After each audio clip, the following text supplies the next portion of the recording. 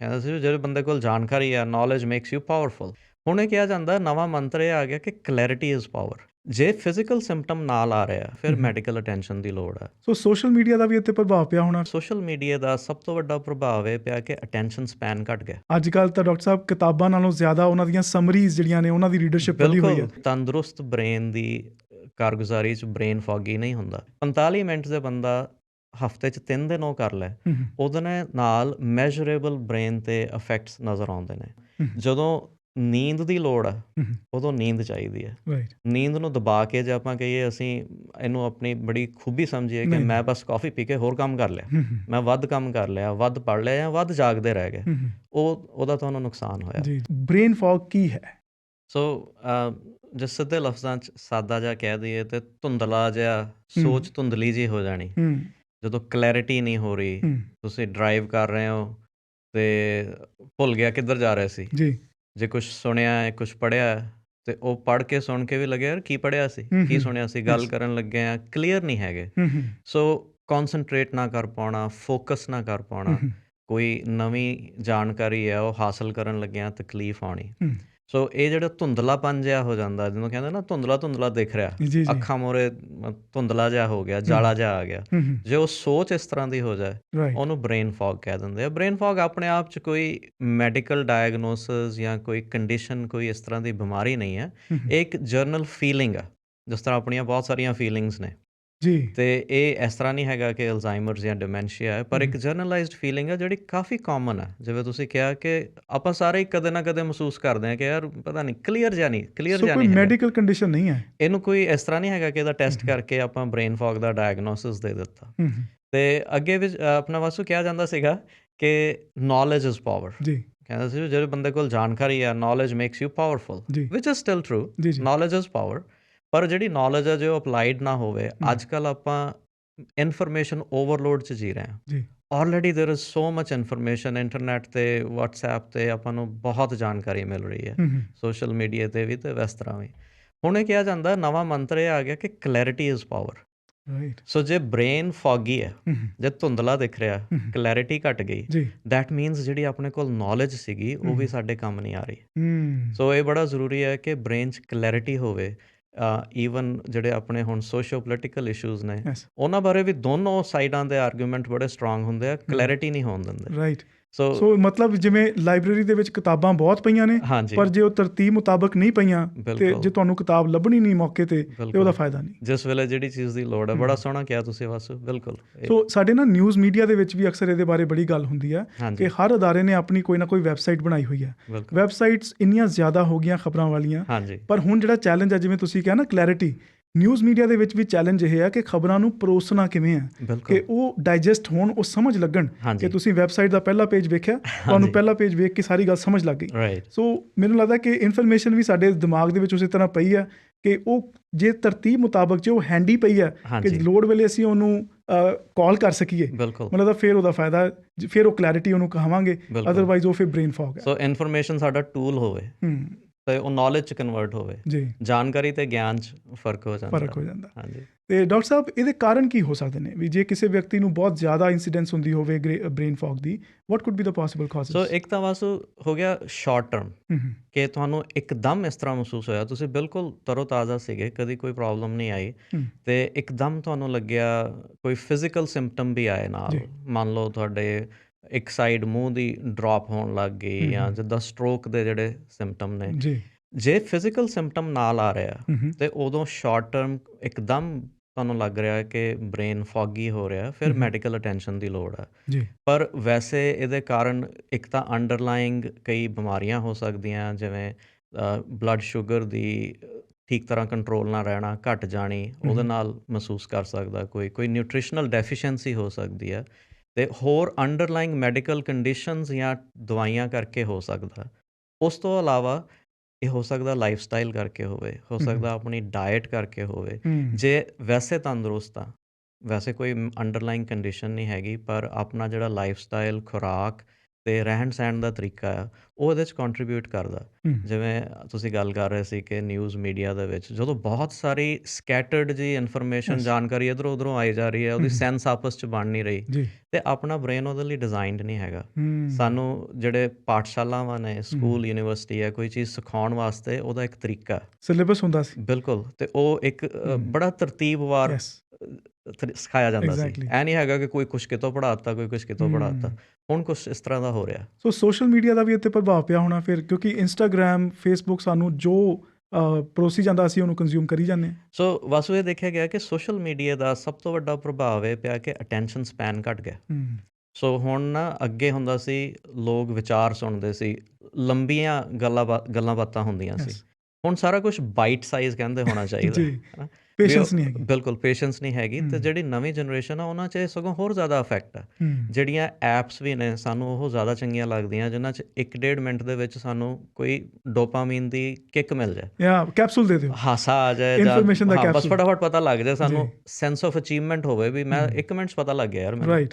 ਉਹਦੇ ਨਾਲ ਹੋ ਕੀ ਰਿਹਾ ਕਿ ਉਹ ਅਟੈਂਸ਼ਨ ਸਪੈਨ ਘਟੀ ਜਾ ਰਿਹਾ।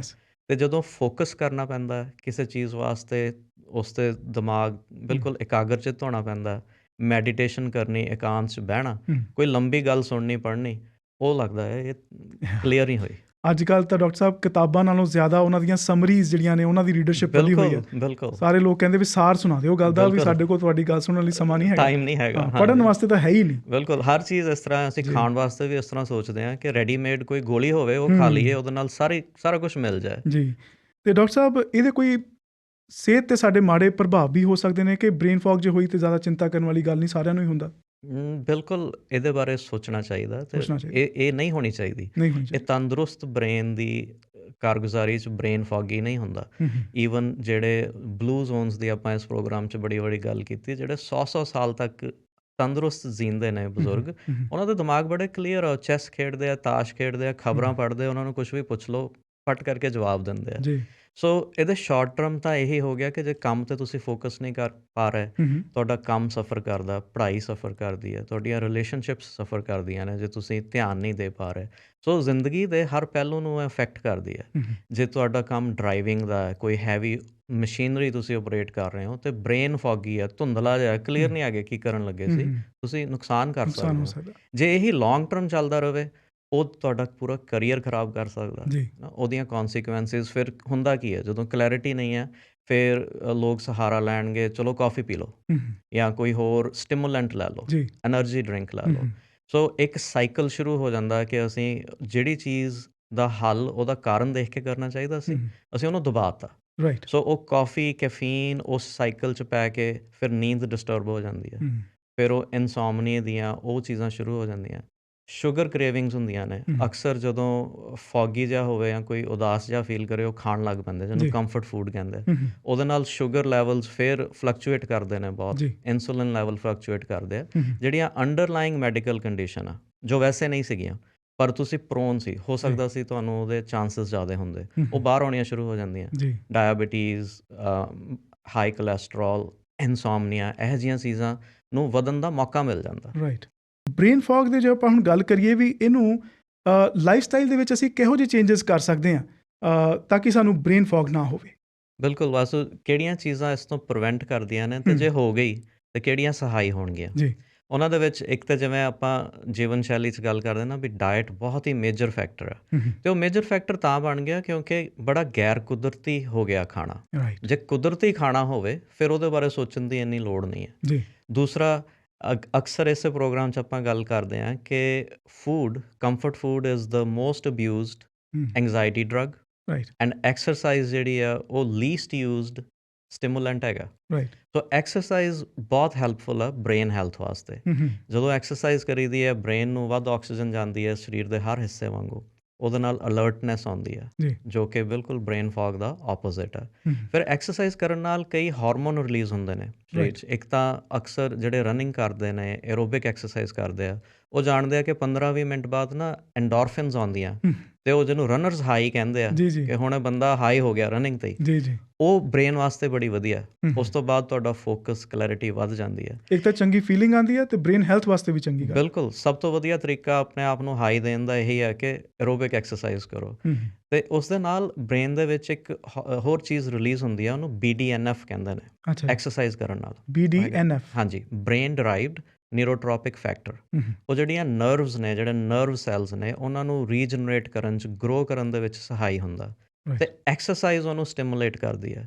ਤੁਸੀਂ ਇਹ ਸੋਚੋ ਕਿ ਤੁਹਾਡਾ ਬ੍ਰੇਨ ਨਵਾਂ ਨਰੋਇਆ ਹੋ ਰਿਹਾ, ਤਰੋ ਤਾਜ਼ਾ ਹੋ ਰਿਹਾ। ਸੋ ਇਹ ਸਾਰੀਆਂ ਚੀਜ਼ਾਂ ਰਲ ਕੇ ਮੈਡੀਕਲੀ ਬੜੀਆਂ ਇਫੈਕਟਿਵ ਨੇ। ਸੋ ਐਕਸਰਸਾਈਜ਼ ਭਾਰ ਘਟਾਉਣ ਲਈ ਨਹੀਂ, ਐਕਸਰਸਾਈਜ਼ ਸਗੋਂ ਆਪਣੀ ਬ੍ਰੇਨ ਹੈਲਥ ਲਈ, ਆਪਣੇ ਮੂਡ ਲਈ ਕਰਨੀ ਬੜੀ ਜ਼ਰੂਰੀ ਹੈ। ਅਤੇ ਐਕਸਰਸਾਈਜ਼ ਵੀ ਉਹ ਨਹੀਂ ਜਿਹੜੀ ਤੁਹਾਨੂੰ ਤੋੜ ਦੇਵੇ। ਜਿਵੇਂ ਆਪਾਂ ਇੱਕ ਸੈਗਮੈਂਟ ਕੀਤਾ ਸੀਗਾ ਕਿ ਕੀ ਪੈਦਲ ਤੁਰਨਾ ਵੀ ਐਕਸਰਸਾਈਜ਼ ਹੋ ਸਕਦਾ।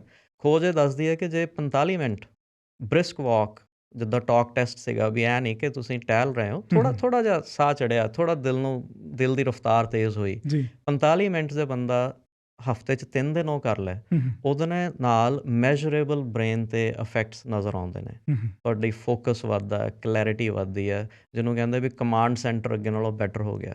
ਸੋ ਐਕਸਰਸਾਈਜ਼ ਬੜੀ ਲਾਜ਼ਮੀ ਹੈ। ਫਿਰ ਉਹਦੇ ਨਾਲ ਜਿੱਦਾਂ ਮਾਈਂਡਫੁਲ ਦੀ ਗੱਲ ਕਰਦੇ ਹਾਂ, ਮੈਡੀਟੇਸ਼ਨ, ਯੋਗਾ, ਜਿਹੜੀਆਂ ਵੀ ਮਾਈਂਡਫੁਲ ਪ੍ਰੈਕਟਿਸਿਸ ਨੇ, ਉਹ ਬਰੀਦਿੰਗ ਐਕਸਰਸਾਈਜ਼ਸ ਵੀ। ਬਰੀਦਿੰਗ ਇੱਕ ਐਸਾ ਤਰੀਕਾ ਹੈ ਜਿਹਦੇ ਨਾਲ ਬੜਾ ਛੇਤੀ ਆਪਾਂ ਆਪਣਾ ਪੈਰਾਸਿੰਪੈਥੈਟਿਕ ਨਰਵਸ ਸਿਸਟਮ, ਜਿਹੜਾ ਰਿਲੈਕਸੇਸ਼ਨ ਵਾਲਾ ਨਰਵਸ ਸਿਸਟਮ ਹੈ, ਉਹਨੂੰ ਸਟਿਮੂਲੇਟ ਕਰ ਸਕਦੇ ਹਾਂ ਅਤੇ ਉਹ ਸਿੱਧੀ ਗੱਲਬਾਤ ਉਹਦੀ ਬ੍ਰੇਨ ਦੇ ਨਾਲ ਹੋ ਰਹੀ ਹੈ ਅਤੇ ਆਪਣੇ ਕੰਟਰੋਲ 'ਚ। ਤੁਸੀਂ ਕਿਤੇ ਵੀ ਬੈਠੇ ਹੋ, ਕਿਸੇ ਵੀ ਮੌਕੇ 'ਤੇ, ਈਵਨ 30 ਸਕਿੰਟ ਵਾਸਤੇ ਥੋੜ੍ਹੇ ਬ੍ਰੈਥ ਐਕਸਰਸਾਈਜ਼ ਕਰ ਲਓ। 4-7-8 ਬ੍ਰੈਥ ਆਪਾਂ ਬੜੀ ਵਾਰੀ ਗੱਲ ਕੀਤੀ ਹੈ, ਉਹ ਕਰ ਲਓ। ਉਹ ਕਲੈਰਿਟੀ ਦੇ ਵਿੱਚ ਸਹਾਈ ਹੁੰਦੀਆਂ ਨੇ। ਅਤੇ ਫਿਰ ਸਲੀਪ, ਸੌਣਾ। ਜਦੋਂ ਨੀਂਦ ਦੀ ਲੋੜ ਹੈ, ਉਦੋਂ ਨੀਂਦ ਚਾਹੀਦੀ ਹੈ। ਨੀਂਦ ਨੂੰ ਦਬਾ ਕੇ ਜੇ ਆਪਾਂ ਕਹੀਏ, ਅਸੀਂ ਇਹਨੂੰ ਆਪਣੀ ਬੜੀ ਖੂਬੀ ਸਮਝੀਏ ਕਿ ਮੈਂ ਬਸ ਕੌਫੀ ਪੀ ਕੇ ਹੋਰ ਕੰਮ ਕਰ ਲਿਆ, ਮੈਂ ਵੱਧ ਕੰਮ ਕਰ ਲਿਆ, ਵੱਧ ਪੜ੍ਹ ਲਿਆ ਜਾਂ ਵੱਧ ਜਾਗਦੇ ਰਹਿ ਗਏ, ਉਹਦਾ ਤੁਹਾਨੂੰ ਨੁਕਸਾਨ ਹੋਇਆ।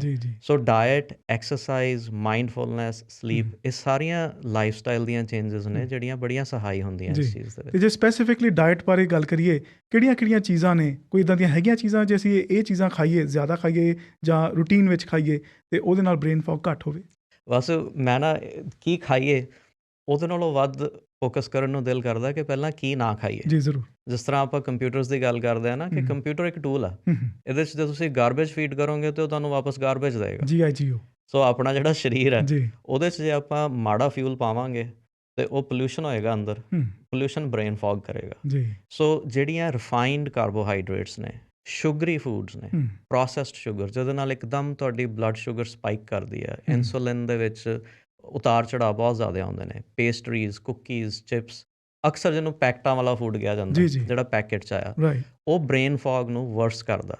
ਈਵਨ ਬੱਚਿਆਂ ਦੇ ਵਿੱਚ ਕਈ ਜਿਹੜੇ ਸਿੰਪਟਮਸ ਨੇ ਵੀ ਉਹ ਫੋਕਸ ਨਹੀਂ ਕਰ ਪਾਉਂਦੇ, ਉਹਨਾਂ ਨੂੰ ਸ਼ੂਗਰ ਕੰਜ਼ੰਪਸ਼ਨ ਦੇ ਨਾਲ ਬਹੁਤ ਰਿਲੇਟ ਕੀਤਾ ਜਾਂਦਾ। ਕਾਰਬੋਨੇਟਡ ਡਰਿੰਕਸ, ਫਿਰ ਕੌਫੀ ਐਂਡ ਐਲਕੋਹਲ।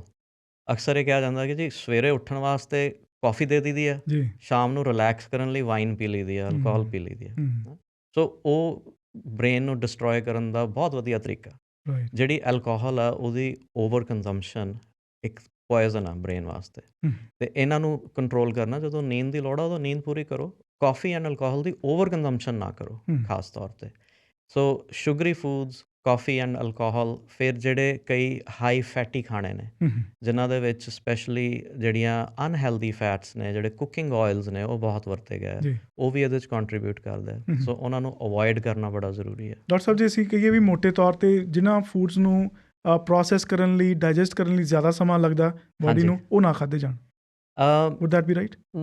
ਨਹੀਂ, ਇਹ ਇਸ ਤਰ੍ਹਾਂ ਜਿਹੜੇ ਫੂਡਸ ਨੂੰ ਡਾਈਜੈਸਟ ਹੋਣ ਨੂੰ ਜ਼ਿਆਦਾ ਸਮਾਂ ਲੱਗਦਾ, ਜਿਹੜੇ ਉਹਦੇ ਵਿੱਚ ਫਾਈਬਰ ਹੈ, ਜਿਹੜੇ ਰਿਫਾਈਨਡ ਨਹੀਂ ਹੈਗੇ, ਸੋ ਬਸ ਉਹ ਤੁਹਾਡੇ ਹੌਲੀ ਹੌਲੀ, ਹਲਕੀ ਹਲਕੀ ਅੱਗ ਵਾਂਗੂ ਤੁਹਾਨੂੰ, ਜਿਵੇਂ ਆਪਾਂ ਗੱਲ ਕਰਦੇ ਹੁੰਦੇ ਨਾ ਕਿ ਉਹ ਬੌਨ ਫਾਇਰ ਲੱਗੀ ਹੋਈ ਆ, ਕੈਂਪਿੰਗ ਵਾਲੀ ਫਾਇਰ, ਮੱਠਾ ਮੱਠਾ ਸੇਕ ਆ ਰਿਹਾ, ਉਹ ਬੜੇ ਵਧੀਆ ਨੇ। ਜਿਹੜੇ ਇੱਕਦਮ ਜਾ ਕੇ ਐਨਰਜੀ ਦਾ ਸ਼ਾਟ ਦਿੰਦੇ ਆ, ਉਹ ਬਹੁਤੇ ਸਹਾਈ ਨਹੀਂ ਹੁੰਦੇ। ਸੋ ਕਈਆਂ ਲੋਕਾਂ ਨੂੰ ਕਈ ਫੂਡਸ ਤੋਂ ਐਲਰਜੀਜ਼ ਹੁੰਦੀਆਂ ਨੇ, ਉਹ ਖੁਦ ਨੂੰ ਉਹਨਾਂ ਨੂੰ ਪਤਾ ਹੁੰਦਾ ਕਿ ਯਾਰ ਮੈਂ ਆਹ ਖਾਵਾਂ ਨਾ, ਮੈਨੂੰ ਚੰਗਾ ਨਹੀਂ ਲੱਗਦਾ। ਸੋ ਜਿਹੜੀ ਆਪਣੀ ਸਰੀਰ ਦੀ ਇੱਕ ਇਨਰ ਇੰਟੈਲੀਜੈਂਸ ਆ, ਉਹਨੂੰ ਸੁਣਨਾ, ਉਹਨੂੰ ਧਿਆਨ ਦੇਣਾ ਕਿ ਚੰਗਾ ਜੇ ਮੈਨੂੰ ਆਹ ਖਾ ਕੇ ਚੰਗਾ ਨਹੀਂ ਲੱਗਦਾ ਮੈਂ ਨਹੀਂ ਖਾਵਾਂਗਾ, ਮੈਂ ਅਵੋਇਡ ਕਰਾਂ। ਸੋ ਥੋੜ੍ਹਾ ਜਿਹਾ ਇੰਡੀਵਿਜੂਅਲ ਫੈਕਟਰ ਵੀ ਆ ਜਾਂਦਾ, ਕਿਸੇ ਨੂੰ ਵਾਟਰਮੈਲਨ ਨਹੀਂ ਚੰਗਾ ਲੱਗਦਾ, ਕਿਸੇ ਨੂੰ ਕੇਲੇ ਨਹੀਂ ਚੰਗੇ ਲੱਗਦੇ। ਸੋ ਉਹ ਥੋੜ੍ਹਾ ਜਿਹਾ ਇੰਡੀਵਿਜੂਅਲ ਫੈਕਟਰ ਵੀ ਧਿਆਨ ਰੱਖਣਾ ਚਾਹੀਦਾ ਜ਼ਰੂਰ। ਜੀ ਡਾਕਟਰ ਸਾਹਿਬ, ਇਹ ਸਾਰੀ ਜਾਣਕਾਰੀ ਸਾਡੇ ਨਾਲ ਸਾਂਝੀ ਕਰਨ ਲਈ ਥੈਂਕ ਯੂ ਵੈਰੀ ਮੱਚ, ਅਤੇ ਨੈਕਸਟ ਮੰਡੇ ਫਿਰ ਗੱਲਬਾਤ ਹੋਏਗੀ। ਜ਼ਰੂਰ ਵਾਸੂ, ਥੈਂਕ ਯੂ ਜੀ।